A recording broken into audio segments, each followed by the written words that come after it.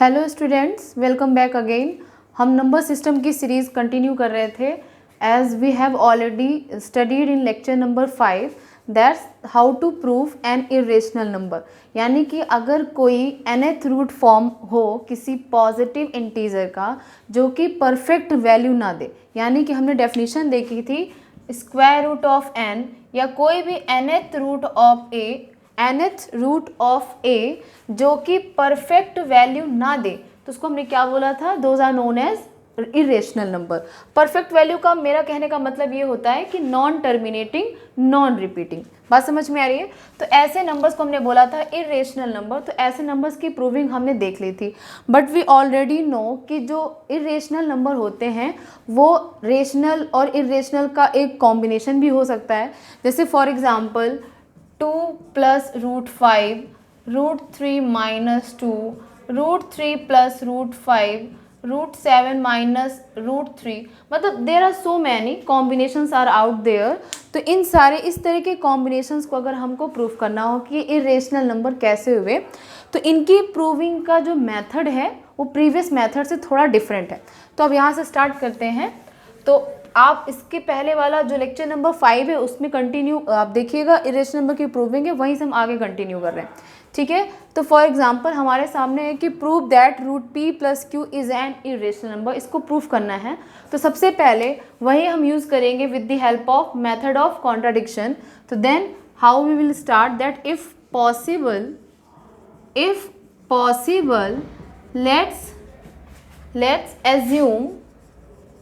Let's assume given number, यानी कि root p plus root q is a rational number. हमने क्या इसको एज्यूम कर लिया है कि ये क्या है? एक रेशनल नंबर है बाय मेथड ऑफ कॉन्ट्राडिक्शन। ठीक है, इस मेथड की हेल्प से हम इसको एज्यूम कर लेते हैं कि ये क्या है? एक रेशनल नंबर है। So we can write it. हम इसको किसके फॉर्म में लिख सकते हैं? अब क्योंकि हमने ऑलरेडी जो नंबर ले रखा है वो p और q के टर्म में है, तो हम इसको वापस से p बाई क्यू फॉर्म नहीं लिखेंगे, क्योंकि p बाई क्यू का मतलब हमेशा p बाई क्यू p और q के लिए नहीं है, वो किसी भी फ्रैक्शनल फॉर्म के लिए हो सकता है। तो हम वहाँ पर a बाई b भी लिख सकते हैं। ठीक है, तो क्या लिखा है यहाँ पर? ये देखिए, तो हम लिख देंगे so we can write it root p plus root q is equal to a upon b। ठीक है, root p plus root q is equal to a by b, where a and b both, मतलब ये आपको represent कर रहा है एक rational का standard form. Here a and b both are integers, b does not equal to 0, b 0 के बराबर नहीं है। अब क्योंकि इसके पहले वाली इरेशनल नंबर की प्रूविंग में हम एक और कंडीशन मस्ट मेंशन करते थे, वो कंडीशन ये रहती थी कि a and b both are coprime numbers. इस तरह की प्रूविंग के लिए ये सेट ऑफ रेशनल और इरेशनल के कॉम्बिनेशन के टाइम पे, प्रूविंग के टाइम पे हमको वो कंडीशन मेंशन करना जरूरी नहीं होता है। तो हम सिर्फ लिख देंगे कि here a and b both are integers and b does not equal to 0। Then अब आ जाते हैं ऑन स्क्वायरिंग, या ऐसे कर लीजिए, इस इक्वेशन पे हमने क्या किया? Squaring on both sides. अब गिवन ये जो स्टैंडर्ड फॉर्म में ले लिया, इसमें क्या कर रहे हैं? स्क्वायरिंग ऑन बोथ साइड्स कर रहे हैं। तो क्या हो जाएगा? Root p plus root q is equal to a by b। Squaring इधर भी कर दी और स्क्वायरिंग इधर भी कर दी। ठीक है, तो इधर आप क्या देख रहे हो? ये किस फॉर्म में है? a प्लस बी का होल स्क्वायर लिखा हुआ है, इधर सिंपली a अपॉन b का स्क्वायर लिखा हुआ है। इसको सॉल्व करेंगे तो क्या आ जाएगा? देखिए, p प्लस q प्लस कितना आ जाएगा? 2 रूट p इंटू क्यू, क्योंकि root p into root q करेंगे तो हमको क्या मिलेगा? स्क्वायर रूट के अंदर दोनों ही p और q का मल्टीप्लाई हो जाएगा। इधर हो जाएगा a square upon b square. As we know irrational number क्योंकि स्क्वायर रूट में है तो उसका स्क्वायर करेंगे तो रूट हट जाएगा और ये इरेशनल कन्वर्ट हो जाएगा रेशनल फॉर्म में। तो इसको अगर अरेंज करते हैं तो क्या हो जाएगा? 2 root p into q is equal to a square upon b square minus in bracket p plus q, ठीक है। और इसको अरेंज करना चाहें तो ये 2 यहाँ से हट करके मल्टीप्लाई के बाद इधर पहुँच जाएगा इन डिवीज़न फॉर्म, ठीक है। इतनी बात समझ में आ रही है। तो अगर हम इसको इक्वेशन फर्स्ट दे देते हैं और इसको हम इक्वेशन सेकंड दे रहे हैं, तो अगर हम इक्वेशन सेकंड में देखें कि ये जो लेफ़्ट पार्ट है, लेफ़्ट पार्ट का मतलब जस्ट सपोज कि अगर हम एक एग्जांपल ले लेते हैं, मान लीजिए हम √3 प्लस √2 को प्रूफ करने जा रहे थे, हम √3 प्लस √2 को प्रूफ करने जा रहे थे, तो √3 इंटू √2 करेंगे तो क्या आएगा √6। बात समझ में आ रही है। तो ये दोनों इरेशनल हैं तो मल्टीप्लिकेशन भी यहाँ पर इरेशनल आएगा। लेकिन इसका एक स्पेशल केस है, क्या कि अगर हम सेम इरेशनल नंबर का मल्टीप्लाई 2 टाइम्स कर दें, यानी कि अगर √3 इंटू √3 कर दें तो हमको वैल्यू एक रेशनल मिलेगी, यानी कि क्या है Q मिलेगा। तो इस केस में इसीलिए यहाँ पर P और P नहीं लिखा हुआ है, यहाँ पर लिखा हुआ है √P प्लस √Q। इसका मतलब है कि ये दोनों ही डिफरेंट इरेशनल नंबर हैं, तो इनका मल्टीप्लिकेशन हमको कभी भी एक रेशनल नहीं मिलेगा। क्या मिलेगा? एक रेशनल नहीं मिलेगा, क्या मिलेगा? एक irrational number. So here we can see that LHS is an irrational part। LHS जो है वो एक irrational part है, whereas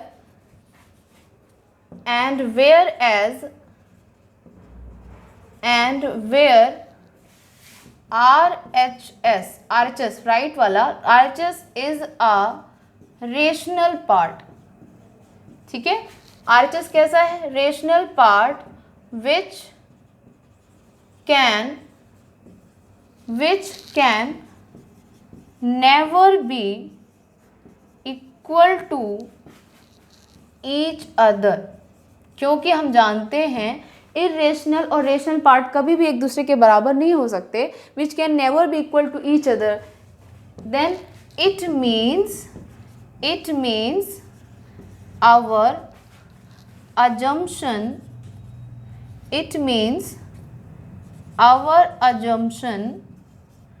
gets what? wrong।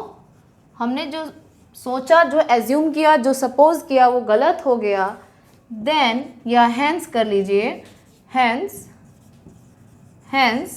√P plus √Q is an irrational number, ठीक है।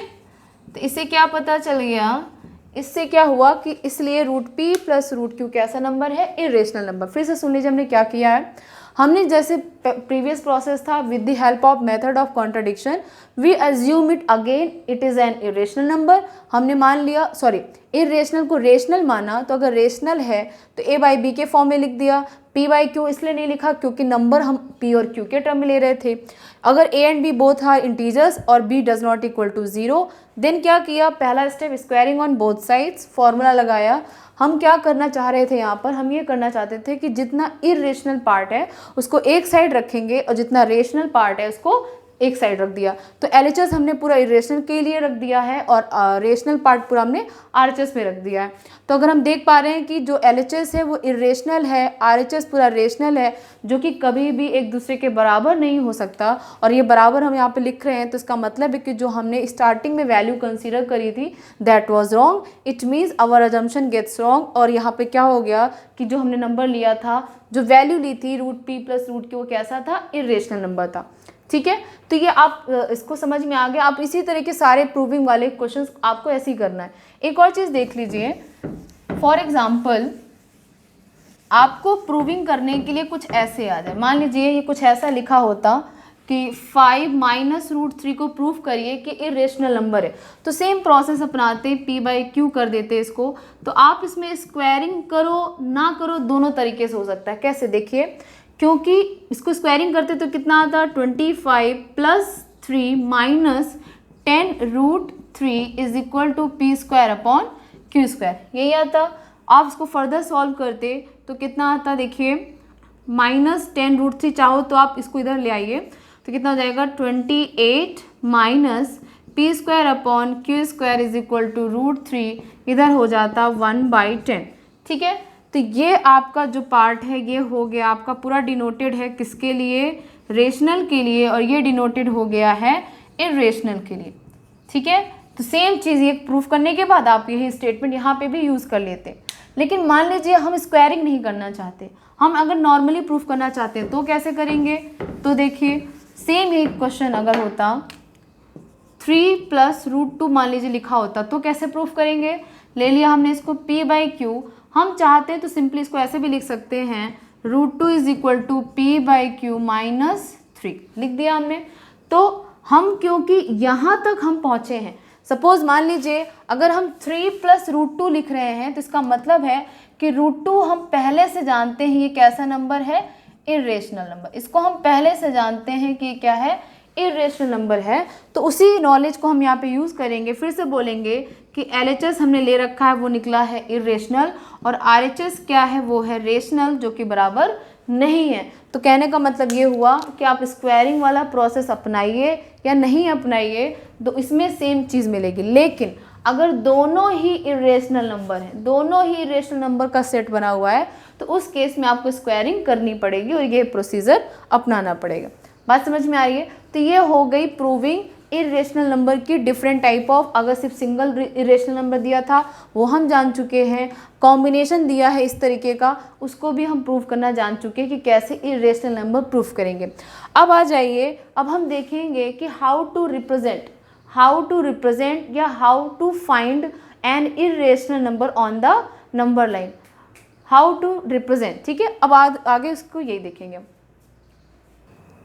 अब हम देखेंगे जो नेक्स्ट प्रॉब्लम है, मतलब हमारी बुक में एक और चीज़ है जो हमको पता होनी चाहिए, हमारे सिलेबस में है कि हाउ टू रिप्रेजेंट, यानी कि representation of N irrational number on number line. तो हम किस नंबर लाइन की बात कर रहे हैं, तो माइंड में सेट होना चाहिए चीज़, we are talking about here real number line. तो इसी वजह से हम एक डेफिनेशन भी बोलते हैं कि those numbers which can be represented on the number line are known as real numbers. चलिए एक एग्जांपल लेते हैं, जैसे फॉर एग्जाम्पल यहाँ पर वी ड्रॉ, हमने यहाँ पे एक लाइन ड्रॉ करी, तो सपोज ये है 0, तो जितना पॉजिटिव इन्फिनिटी इधर उतना ही नेगेटिव इन्फिनिटी इधर। अगर हम यहाँ पर इसमें 1 कहीं ड्रॉ करना चाहते हैं, तो सपोज मान लीजिए हमने इस 1 यूनिट को यहाँ तक ले लिए, ये 1 यूनिट की डिस्टेंस यहाँ पर 1 मार्क कर दिया, फिर 1 यूनिट की डिस्टेंस पे हमने 2 को मार्क कर दिया। अब तो इसी तरीके से हम मार्क करते जा सकते हैं। अगर आपसे कहते हैं कि ओके फाइंड देन, आप यहाँ पे ढूंढिए और बताइए कि 1.6 कहाँ पर लाई करेगा, तो ऑब्वियस सी बात है हम 1 के बाद जाएंगे 1.5 से आगे कितना 1 मोर यूनिट, तो ये 1/10 यूनिट चल रहा है, क्योंकि 1 से 2 के बीच में 10 डिविजन्स चले हैं और 10 डिविजन्स बने हुए हैं, और हर एक डिवीज़न की वैल्यू कितनी है 1/10, तो 1.5 से आगे एक डिवीज़न यानी कि ये हो गया हमारा 1.6, हमने सिंपली इसको मार्क कर दिया। लेकिन अब अगर आपसे हम कह दें कि नहीं ये हमें नहीं चाहिए, आप मार्क करके दिखाओ कि √2 की वैल्यू कहाँ पर लाई करेगी, तो √2 की वैल्यू, क्योंकि ये एग्जैक्ट वैल्यू है नहीं, एब्सोल्यूट वैल्यू तो रहती ही नहीं है, √2 की वैल्यू कैसी है, इसका decimal expansion non terminating non repeating रहता है। तो आप एग्जैक्ट ढूंढने से अच्छा है कि एक प्रॉपर प्रोसीजर अपनाया जाता है, वो एक तरीका है, मेथड है किसके रिप्रेजेंटेशन का, इरेशनल नंबर। मतलब √2 जैसे और जितने भी इरेशनल नंबर हैं, √2, √3, √5 या क्यूब रूट ऑफ 5 या nth रूट ऑफ a, जितने भी इस तरह के इरेशनल नंबर हैं उनको हमको अगर इसमें रिप्रेजेंट करना है तो उसका एक मेथड है। कैसे, चलिए वो देखते हैं। तो सबसे पहले हम क्या करेंगे, सबसे पहले हम ये करेंगे कि सपोज हमको अगर √x को रिप्रेजेंट करना है, √x को रिप्रेजेंट करना है वेयर x इज क्या, एक नेचुरल नंबर है, और कैसा नेचुरल नंबर, जिसका परफेक्ट स्क्वायर रूट ना हो। ये सिर्फ इस √x की बात हो रही है यहाँ पर, ठीक है, स्क्वायर रूट के लिए। तो ये जो x, सपोज मान लीजिए हम √2 के लिए अगर देख रहे हो तो क्या करेंगे, इसके 2 तरीके हैं, लेकिन एक हम यूनिवर्सल तरीका देखेंगे जो √2, √3, √5 या √10 इन सब के लिए भी हेल्पफुल रहेगा।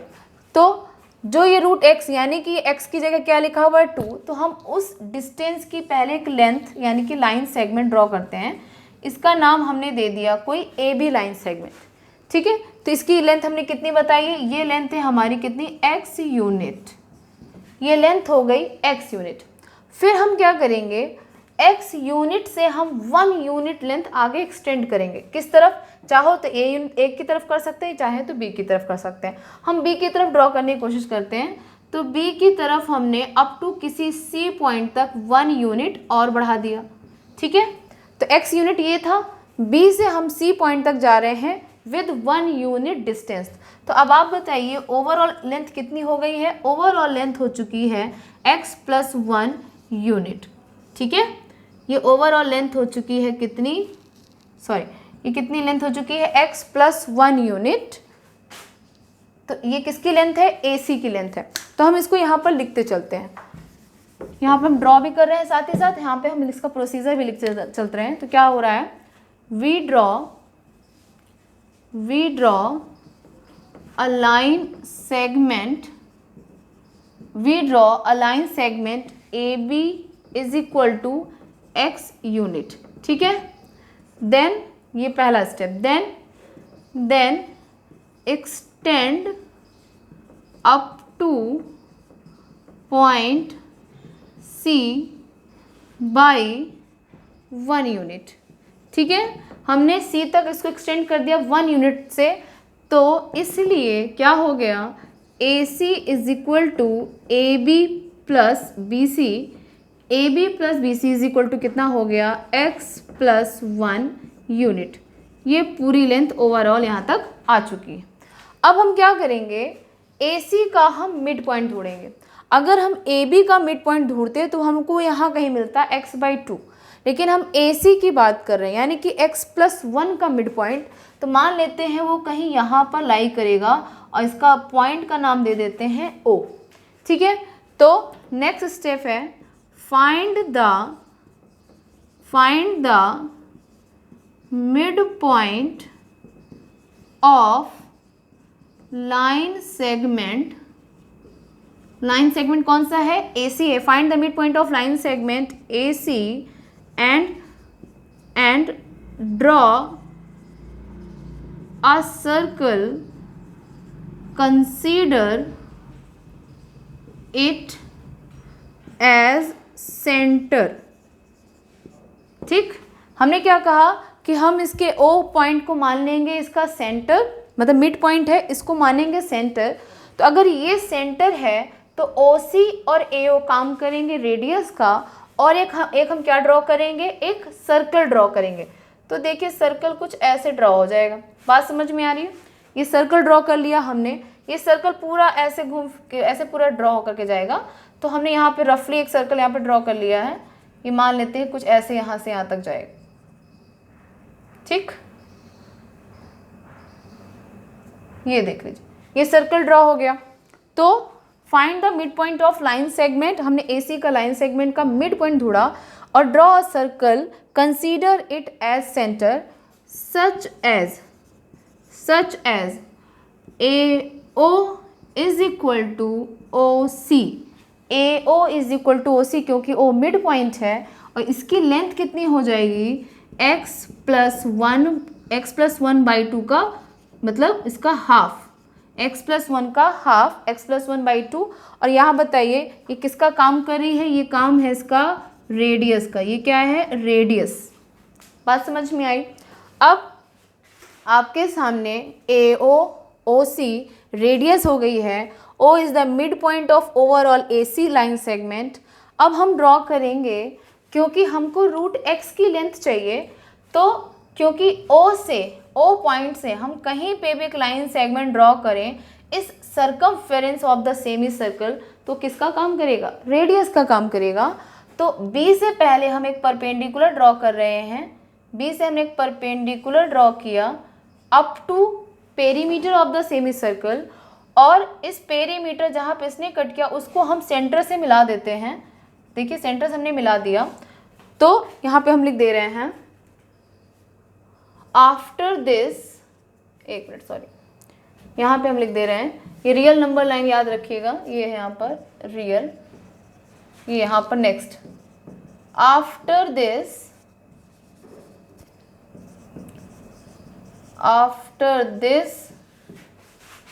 join B टू पेरीमीटर या join B to the circle, join B to the circle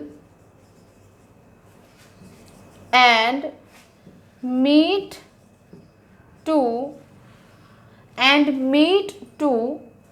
center of the circle। यानी कि हम कौन सी लेंथ की बात कर रहे हैं, इसको हम कोई पॉइंट D दे देते हैं, तो हमने कहा कि हम B को D तक मिलाएंगे और D से O को मिला देंगे। तो यानी कि हमने क्या एक ट्रायंगल बना लिया, ध्यान से देखिए एक ट्रायंगल बना लिया है। हियर OD की लेंथ क्या होगी, OD की लेंथ वही होगी जो OA की होगी। क्यों, यहाँ पे हम लिख दे रहे हैं OA is equal to OC is equal to OD। ये इसलिए है क्योंकि तीनों ही क्या है, रेडियस है। OA, OC और OD तीनों ही हैं रेडियस, तो इसलिए हियर OD की लेंथ हो गई है कितनी, x + 1/2 क्या यूनिट। अब इस ट्रायंगल में हम लगाएंगे पाइथागोरस थ्योरम, क्योंकि एक ऐसा ट्रायंगल है, राइट एंगल ट्रायंगल है।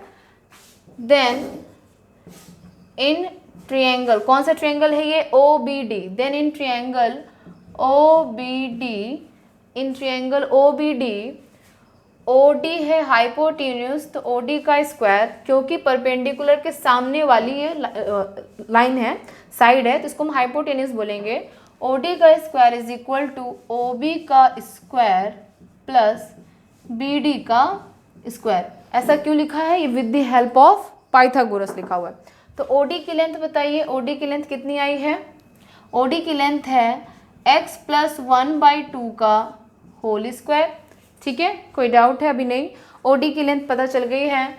OB की लेंथ कितनी है, देखिए OB की लेंथ कितनी हो जाएगी, OB की लेंथ यहाँ पे हम लिख दे रहे हैं OB is equal to OC minus CB।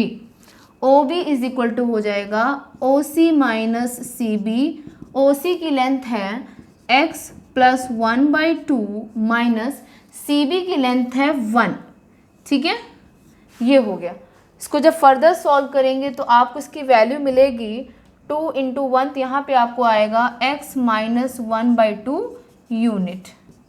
ठीक है, तो इसको सॉल्व किया तो OB स्क्वायर की वैल्यू आपको मिल गई x - 1/2 का होल स्क्वायर प्लस BD की वैल्यू हमको चाहिए, BD स्क्वायर ये अननोन है, तो BD square whole square is equal to कितना हो जाएगा, इसको सॉल्व करेंगे जब x + 1/2 का होल स्क्वायर माइनस x - 1/2 का होल स्क्वायर, जब इसको आप सॉल्व करने जाएंगे तो BD की जो लेंथ है वो निकल के आएगी √x यूनिट। ठीक है, ये सॉल्व करके आप भी देखिएगा और ये कितना मिलेगा हमको, BD की लेंथ मिलेगी √x यूनिट। फिर क्या करेंगे, ये BD की लेंथ हमने मेज़र करी, अपना कंपास रखा, निडल रखी और ये लेंथ मेज़र करी। जितनी ये लेंथ आएगी हम कोई भी लाइन सेगमेंट ड्रॉ करेंगे और 0 पे रखेंगे कंपास अपनी निडल और इसका आर्क लगाएंगे, जहाँ पर ये कट करेगा वही पूरी लेंथ आपकी हो जाएगी √x यूनिट। बात समझ में आ रही है, फिर से रिपीट कर दे रहे हैं। क्या किया हमने, क्योंकि हम किसी √x को हम किसी √x फॉर एग्जांपल √2, √3, √5, √7, √10, √11, √13 इस तरीके से किसी भी रैंडम इरेशनल नंबर को रिप्रेजेंट करना चाहते हैं नंबर लाइन पे, तो हम क्या करेंगे, रूट के अंदर जो x लिखा हुआ है उसकी यूनिट का हम एक लाइन सेगमेंट ड्रॉ करते हैं। We draw line segment AB is equal to x unit. x unit की लेंथ तब ड्रॉ करेंगे जब √x को हमको ड्रॉ करना है, √x की वैल्यू को हम ड्रॉ करना चाहते हैं तब हम x यूनिट लेंगे। x यूनिट ले लिया, अब AB के बाद 1 यूनिट हम एक्सटेंड करेंगे अप टू सम पॉइंट, हमने पॉइंट C ले लिया है, तो AB और BC इधर मिला दीजिए, तो पूरी लेंथ कितनी हो गई, up to AC x + 1 unit, ये लिखा हुआ है। Then extend up to point C by 1 unit, तो AC की लेंथ हो जाएगी AB + BC जो किसके बराबर, x + 1 unit. Then find the mid point of line segment AC and draw circle, consider it as centre. फिर हमने इसको सेंटर मान करके एक सर्कल ड्रॉ कर दिया, क्योंकि ये सेंटर है और ये रेडियस है, तो OA is equal to OD is equal to OC ये लिखा हुआ है। और OB की लेंथ कितनी आ जाएगी, OB की लेंथ हम कैलकुलेट कर सकते हैं। OB की लेंथ हम इसलिए कैलकुलेट कर रहे हैं क्योंकि हम इस ट्रायंगल में पाइथागोरस आगे सॉल्व करेंगे। तो OB is equal to OC minus CB आ गया और x माइनस 2 बाई किसकी यूनिट की लेंथ आ गई। देन आफ्टर हम BD लेंथ को यहाँ तक ज्वाइन करा देंगे और D से O को ज्वाइन कर देंगे and meet to centre of the circle. हमने यहाँ पर OBD ट्रायंगल में पाइथागोरस लगाया तो BD की जो लेंथ निकल के आई है वो है √x, लेकिन BD कहीं हवा में बना हुआ है, हमने इसको रिप्रेजेंट नहीं किया नंबर लाइन पे। तो इस BD की लेंथ को मेज़र करके किसी नंबर लाइन पे हम मार्क करेंगे और वही लेंथ कहलाएगी क्या, उस पर्टिकुलर इरेशनल नंबर का रिप्रेजेंटेशन। ठीक है, तो ये हमने देख लिया representation of number line, representation of irrational number किसी नंबर लाइन पे।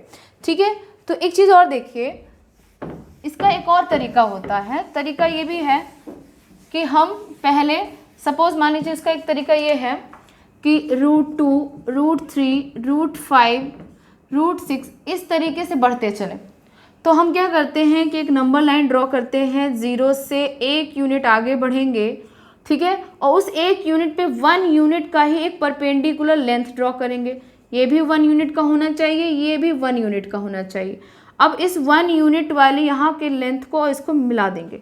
ठीक है, क्योंकि ये भी 1 है, ये भी 1 है, तो पाइथागोरस अगर लगा के देखो, इसको पॉइंट A दे दीजिए, इसको पॉइंट B दे दीजिए, तो बताइए कितना आ जाएगा। देखिए OB का whole square is equal to OA का होल स्क्वायर प्लस AB का होल स्क्वायर। ठीक है, तो OA का होल स्क्वायर कितना आ जाएगा, 1 + 1, तो OB की वैल्यू आएगी √1 + 1 यानी कि √2। तो ये जो OB की जो लेंथ है ना, ये क्या दे रही है आपको, √2 दे रही है। और इसी को हम जाके रिप्रेजेंट करते हैं, यहाँ पे रखा कंपास, यहाँ पे रखा अपना निडल और ये पेंसिल, इसको ऐसे आर्क लगाया। ये जो लेंथ है, ये यहाँ से ये लेंथ, ये हमको क्या मिल रहा है, √2 यूनिट। लेकिन इस वाले मेथड में प्रॉब्लम ये है कि अगर आपको सडन एग्जैक्टली आपको √5 ड्रॉ करना है या √6 ड्रॉ करना है, तो आपको √2 फिर √3 फिर √5 फिर √6 तक पहुंचना पड़ेगा। तो इसलिए इस मेथड से बेटर ये है कि हम ये वाला मेथड सीखें और इससे हम डायरेक्ट किसी भी इरेशनल नंबर को रिप्रेजेंट कर सकते हैं। बात समझ में आ रही है? तो ये वाले मेथड की प्रैक्टिस करिए आप। अब नेक्स्ट लेक्चर में हम कवर करेंगे, क्योंकि हम आज देख चुके हैं इरेशनल नंबर का representation, proving of irrational number. अगर अभी भी कोई डाउट है तो मतलब रिगार्डिंग दिस, तो हम बाकी बच्चों से इसका डिस्कशन करके, अगर किसी भी तरीके से लग रहा है कि एक रिप्रेजेंटेशन करके दिखा दिया जाए, तो नेक्स्ट लेक्चर में एक रिप्रेजेंटेशन का वे देख लेंगे। उसके बाद हम 10th का चैप्टर है रियल नंबर, उसमें यूक्लिड डिवीजन एल्गोरिथम और यूक्लिड डिवीजन लेमा देखेंगे नेक्स्ट लेक्चर में। Thank you.